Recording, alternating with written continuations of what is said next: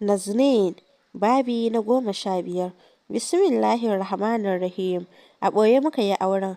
Tunda matar shi ba za ta taɓa yarda mu yi aure ba. Ina auren shi na kwantar da ita tana can tana jinya. Kuma ni da shi kullum muka haɗu ko na kira shi ina tausaya mishi. Sanadin haka ya sa shi amincewa ya gabatar da ni a idanun duniya. Kin zata kowa bai da dark side ne? Ga ta nan mahaifinta shi ya saka a bariki. Ta haɗu da mutanen arziki. Ƙarshe yana can a gida a kwance yana jinya, kuma ita ke ɗaukar nauyin shi bayan ta auri wani attajirin mai kuɗi a nan Lagos. Wani abu na dark side ɗinmu, muna haɗuwa da mutanen manya da ƙananu muna neman kuɗi. Babu abin da ba ma yi. So ki waye yanzu an daina wannan mallakar. Ki mallake shi yace ba zai taɓa ganin laifin ki ba. Amma ba mallakar da zaki hana dangin shi sanin halin da yake ciki ba. Hake abin alfahari ne. Ya san baki da matsala da dangin shi. Kin wani tantame dan mutane kin saka shi idan ya kwanta da wancan yarinyar tana samun ciki mutuwa za ta yi. Ke ce da riba. Yana ƙara auren wata ke ce a sama. Sam hauka ya cika miki kai. Zaman dirshan tai tana faɗin yanzu kuna nufin zan yi kuɗi idan na shiga tafiyar ku, sannan na saki saifin lahi babu wanda zai zarge ni ina wani abu. Hannaci min uban wannan yarinyar wawiya. Na farko kin hana shi zama da wata mace. Na biyu kin haƙura kin zauna da danginsa. Baki shiga harkokinsa ba. Na uku kina kasuwanci ciki da gefe. Waye zai damu da ke? Misali ko Dubai kike shigowa da sunan kina kasuwanci. Waye zai saka miki idanu? Waye zai damu da cewa ke ce kika shiga rayuwar shi da matar shi? Kina ɗaura mata ciwo. Ki riƙe sana'arki. Sake baki Gimbiya tai tana kallon su, sannan ta ce musu, ni ina tsoron wani abu. Ba zan iya ba wa mutane kaina ba. Me ya baki aikata ba? Kin kashe mata biyu da ciki. Sannan kin ce ba za ki iya kwana da namiji ko mace ba. Kasuwanci ne fa za ki samu kuɗi. Za ki haɗu da manyan mutane. Idan ba za ki iya mu'amala da maza ba ai ba laifi ba ne. Akwai mata da suke ko ina a duniya za su biya miki buƙatar ki, kuma akawun ɗinki zai yi nauyi. Ƙawayenki za su zama kamar almajirai a gabanki. Sai kin watsa musu wani abu. Tsakaninki da su, kin taɓa yi musu kyautar ban girma? Girgiza kai tai sannan Hanna ta ce mata, ki ba su kyautar ban mamaki ki buɗe manyan shaguna ki ɗaura su a kai. Kin biya abin da suka yi miki. Amma ke a ƙare shi mijinki a ƙare. Gashi yana da ƙashin arziki haɗuwa da ke kin kasa barin shi ya nutsu. Balle ku ci arzikin da kika toshe. Kin toshe komai nashi yana hannun ɗan uwan shi. Ina gaya miki dole ki cire mishi abin da kika yi mishi. Da haka zai ƙara bunƙasa yadda babu mai kallon abin da kike aikatawa. Sannan duk wanda ya san sirrinki kashe shi zaki yi. Babu ruwanki da wani abu. Kiran da Nasib ya yi mata ya saka kallon wayar ta ce musu, mijina ya kira ni. Nan ta ɗauka tana jin muryar Nasib ta ya ɓace. Sai da ta gama haukarta ba su ce mata komai ba. Har kira na biyu ya shigo ta ce ta ba shi sati ɗaya. Dariya Hanna ta yi sannan ta ce mata, kin ba shi sati ɗaya. Idan iyayen shi suka so a kwanaki 3 sai su lalata miki shiri. Maza tashi mu tafi wani wurin ki ga abin mamaki domin kwanyar ki baya ja. Fita suka yi basu tsaya ba sai wani gida mai kyau a can a fafa. Danna suka yi aka buɗe musu ƙofar gidan. Sannan suka shigar da motar su. Cikin gidan suka shiga. Wata mace ce ba za ta wuce sa'ar Gimbi ba. Tana zaune a gaban wani mutum sai ladabi take yi mishi kamar ta kwanta ya bi ta kanta. Barka da gida sa. Hanna ke da Jessica ne barkan ku da zuwa. Ai gara da kuka zo. Angela ta hana ni fita sai lallaba ni take kamar kwai. Ni kuma ina da mitin da shugaban ƙasa. A Angela ya haka. Sa tafi abin ka tashi yayi yana dariya. Baby da gaske tafiya za ka yi ka bar ni. Sweetie na haƙura da tafiya. A'a mu je ka tafi kawai. Ta miƙe tana mai raka shi. Sanye take da wani hatsabibin riga da wando. Kana ganin yacce manyan mazaunanta da gida-gidan bas ɗinta suke juyawa. Ta raka shi har waje ta dawo falon. Wash Hanna ba na son iskanci. Ta ya za ki korar min mijina?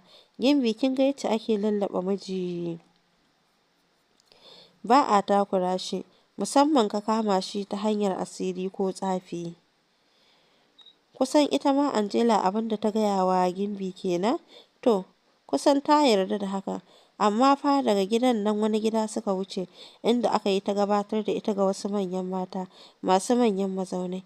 Har dare ya raba suka dawo da ita a galabaice suka dawo da ita gida, suka ajiye ta a falo.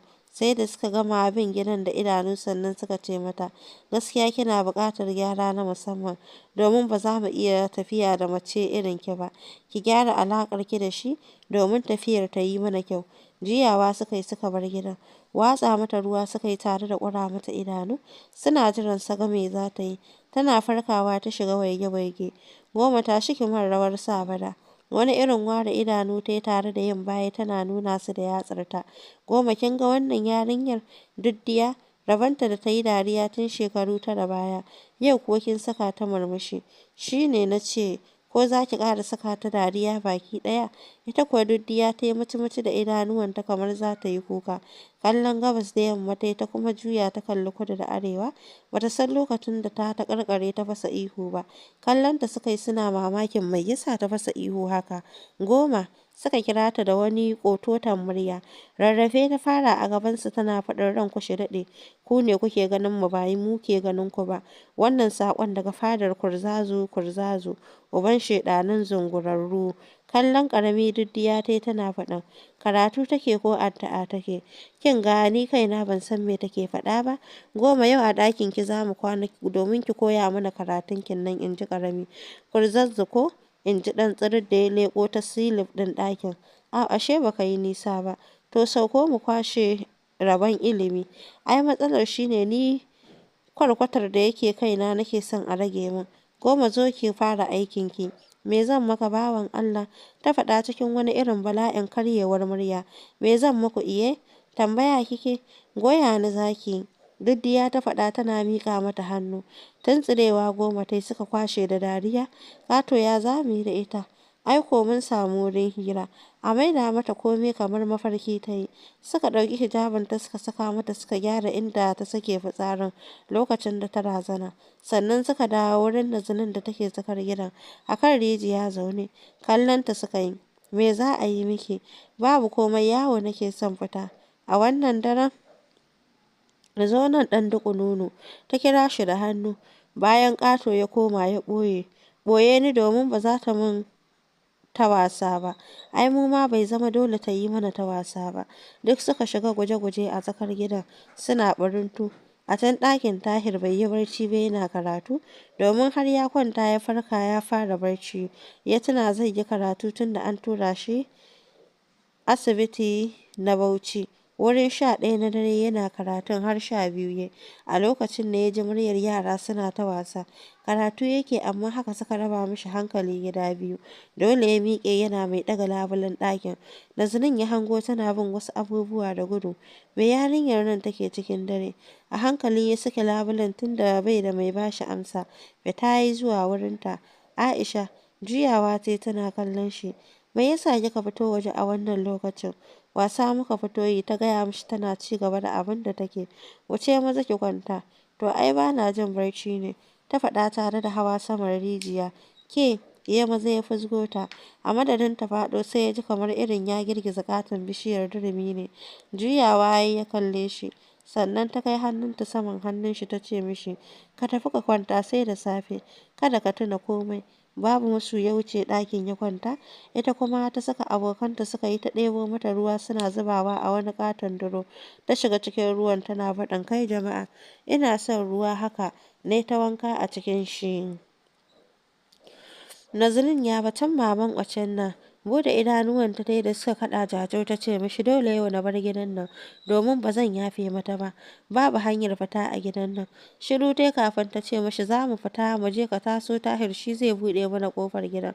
Gyaran muryar malam suka ji a bayan shi da gudu suka ɓuya. Banda Nazanin da take tsaye a bakin rijiyar. Aisha juyawa ta yi ta da gashin kanta da suka yi tsaye. Bayanta kuwa hasken farin wata yana haskawa bakin duhun da yake tsaye a saman kanta. Dauke idanu malam yayi yana mai neman wuri ya shimfiɗa barar buzun shi ya zauna a kan shi. Zauna mana, fita zan yi. To je ki mana, ya faɗa bayan ya tada kabbara. Ihu ta fara tana tsalle mai mungun shiga cikin kai. Bai fasa sallah ba, ita ma bata fasa ihu ba. Haka ya ci gaba da sallah yana gaya wa Allah buƙatar shi. Kamar za ta mutu haka take ihu. Har garin yayi wani irin tsit, baka jin komai sai ihunta da buge-bugenta. Lokacin da malam ya zauna yana addu'a, a lokacin ta fara wani irin karkarwa. Malam, ta faɗa da wani ƙatuwar murya. Malam, ka daina azabtar da mu. Ban taɓa cutar da ita ba. Nan ma malam ya banza da shi ya ci gaba da addu'ar shi. Na rantse ban taɓa cutar da ita ba. Kawai abin da na sani ina tsaron zuri'ar kakanni ne. Wannan shine aikina na tsawon shekaru sama da 100 ina kare zuri'ar su. To ka tafi, tana cikin ahalinta. Malam ya faɗa da dakakkiyar murya. Zan yi farin ciki idan mutuwa ne akan na bar jikinta, domin na samu faɗuwa sau biyu. Ita ce ta uku da nake tsoron faɗuwa akan ta, mutuwa zan yi. Kana son na kashe ka? Durƙusawa ta yi a gaban malam ta ce, zan yi farin cikin mutuwa a hannunka akan na fuskanci al'ummar da suka bani amanar kare zuri'arsu. Waye kai? Wani irin kuka yake yana ihu, yana dukar fuskar shi. Kada ka tambaye ni waye ne. An umarce ka ne da idan ka faɗi gaskiya mutuwa za ka yi. Sanin waye ne zai saka ɓoyayyen sirrin da yake maƙale da zuri'ar ya bayyana, har duniya ta san su waye. Ita kanta ko nufarta aka yi da sharri zai koma kan mutum. Na yi alkawarin ba zan kuma bayyana na cutar da ita ba, amma ba zan bari wani abu ya cutar da ita ba, har na tsawon ƙarshen rayuwata. Kenan ba za ka fita ba. Malam ya faɗa yana mai tofa addu'a a jikin katuwar calbin shi.